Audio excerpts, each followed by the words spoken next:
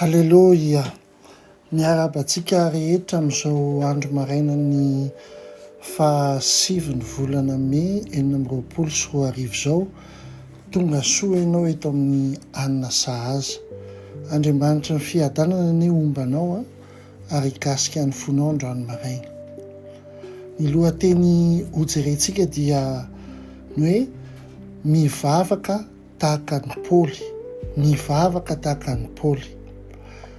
Ny tenin'Andriamanitra hovakintsika dia hitantsika amin'ny Efesianina 1:17 ka hatramin'ny 12. Efesianina 1:17 ka hatramin'ny 12. Amin'ny anara-maheran'i Jesosy Kristy. Mba omenin'Andriamanitra i Jesosy Kristy tompontsika, ray ny voninahitra ho anareo, ny fanahy ny fahendrena sy ny fanambarana amin'ny fahalalana azy tsara, ary mba hampahiratina ny mason'ny sainareo, mba ho fantatrareo izay fanantenana avy amin'ny fiantsony sy izay haren'ny voninahiny ny lovany eo amin'ny olona masina. Amen. Amen. Rehefa mitondra ambavaka ny hafa ianao dia tahaka ny ahoana moa zany? Mety maro no mivavaka mba ho salama tsara ilay olona, na koa mba ho tafita na ambinina.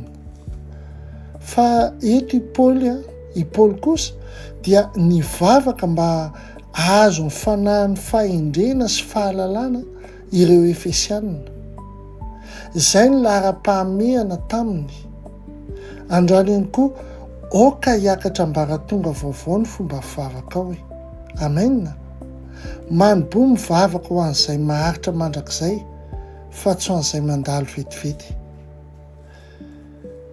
Jereo tsara ihany koa ao anaty Baiboly ohatra anankiray Epafra izay hitantsika ao amin'ny Kolosianina 4:12. Epafra dia nikely aina mihitsy amin'ny fangataham-bavaka ho an'ireo Kolosianina mba hitoeran'izy ireo marina ka hatoky tsara amin'izay rehetra mety ho sitrapon'Andriamanitra. Amen. Nitolona mbavaka izy, mivavaka azahoana fandresena sy fahendrena dia ady ara-panahy mendrika atao mihitsy zany. Amen. Aveto, mivavaka azahoana fandresena sy fahendrena dia ady ara-panahy mendrika atao. Amen.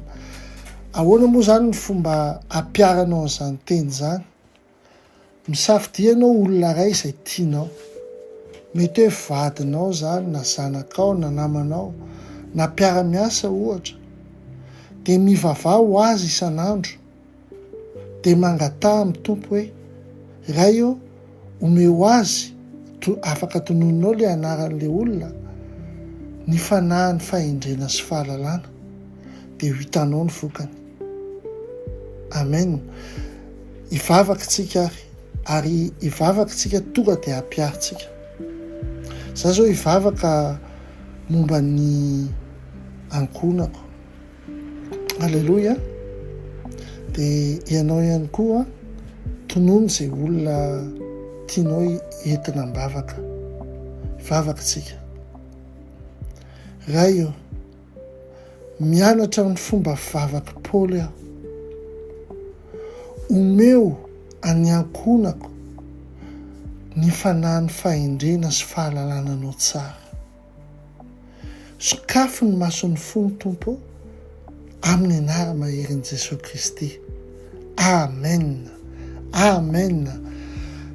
Hitanao vavaka fohy fa vavaka mahery.